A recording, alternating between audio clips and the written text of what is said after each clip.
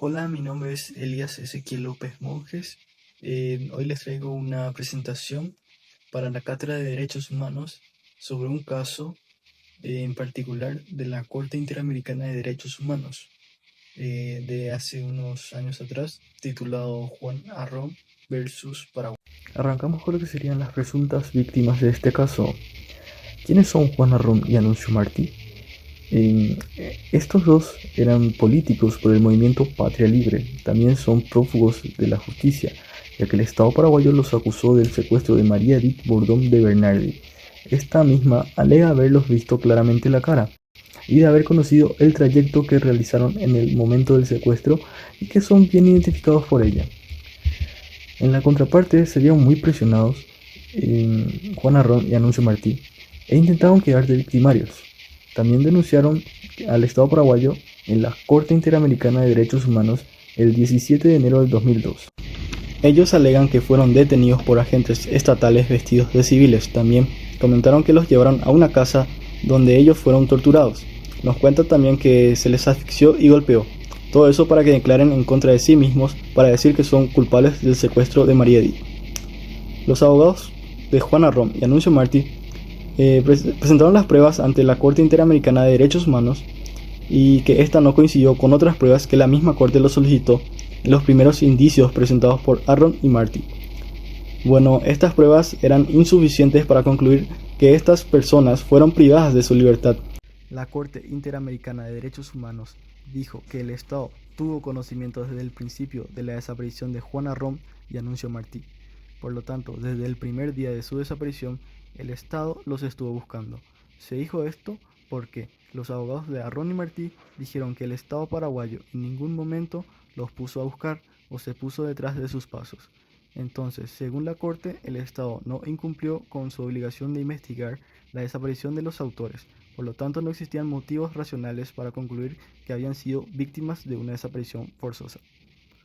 Los abogados de las supuestas víctimas también alegaron que al menos 19 diligencias no habían sido realizadas, pero se contradijo eso porque pudieron probar que esas diligencias sí fueron realizadas por el Estado paraguayo. Entre ellos pidieron a la Corte Interamericana una indemnización de $123 millones al Estado paraguayo. Juan Arrón y Anuncio Martí, por su parte, estaban imputados por el delito de secuestro y según el Estado gozaban de todas las garantías judiciales, los cuales antes de la audiencia preliminar acá en Paraguay, ellos huyeron a Brasil en el 2002 antes de ser condenados por el secuestro de María Edith Bordón de Bernardi, en donde Brasil los agarró como refugiados políticos y el gobierno paraguayo solicitó a la Cancillería de Brasil que revocaran el estatus de refugiados de los supuestos implicados para que puedan tener en el Estado paraguayo un juicio oral y público. Con todo esto, ¿qué determinó la Corte? Que el Estado violó los siguientes derechos. Derecho a la libertad personal, el artículo 7 de la Convención Americana. Derecho a la integridad personal, el artículo 5. Derecho a las garantías judiciales y protección judicial, artículo 8 y 25. Derecho a la libertad de movimiento y residencia, el artículo 22. Todo esto porque el Estado del Paraguay no protegió adecuadamente a las víctimas, no investigó de manera efectiva el secuestro y tortura, y no garantizó justicia durante varios años. Para concluir con este caso, Juan Arrón versus Paraguay, la Corte Interamericana de Derechos Humanos declaró la responsabilidad parcial del Estado paraguayo, al considerar que no se realizó ninguna investigación efectiva sobre los hechos denunciados. Sin embargo, no se comprobó que agentes estatales hayan participado directamente en el secuestro y tortura, por lo que el Estado no fue condenado por estos actos. En consecuencia, el fallo representó una victoria parcial para Paraguay, al evitar una condena por violaciones graves y el pago de una indemnización millonaria. Eso sería todo lo que viene siendo el caso de Juan Arrón versus Paraguay. Gracias por ver.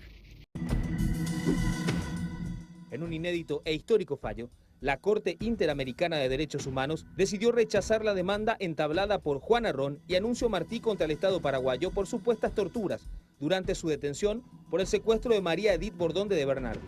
En el documento dado a conocer de forma unánime, los jueces indicaron que el Estado paraguayo no es responsable de ninguna violación. El canciller Luis Castiglioni celebró este fallo que quedará grabado en la historia de la República al declarar inocente al Estado.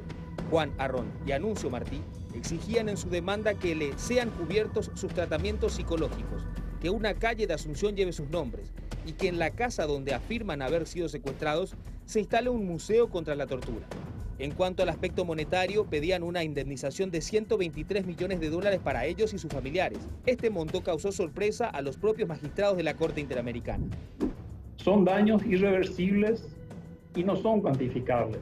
Que yo personalmente reclamo por daño moral, psicológico, físico irreversible, una cifra de 50 millones de dólares, que reitero, es una cifra simbólica. No me calza el que estén pidiendo 50 millones de dólares como hecho simbólico. Una cantidad que parece un poquito alta, ¿no? Arrón y Martí se fugaron de Paraguay y consiguieron el estatus de refugiados políticos en Brasil, antes de ser condenados por el secuestro a María Edith Bordón de Bernardi. Otro que también festejó a través de su cuenta de Twitter fue el presidente de la República, Mario Abdo Benítez. Gran triunfo del Paraguay. La Corte Interamericana de Derechos Humanos rechazó plenamente la demanda de Arrón y Martí y no se les pagará ni $1. Celebramos la victoria en esta causa nacional que nos unió a todos los paraguayos, tecleó el presidente.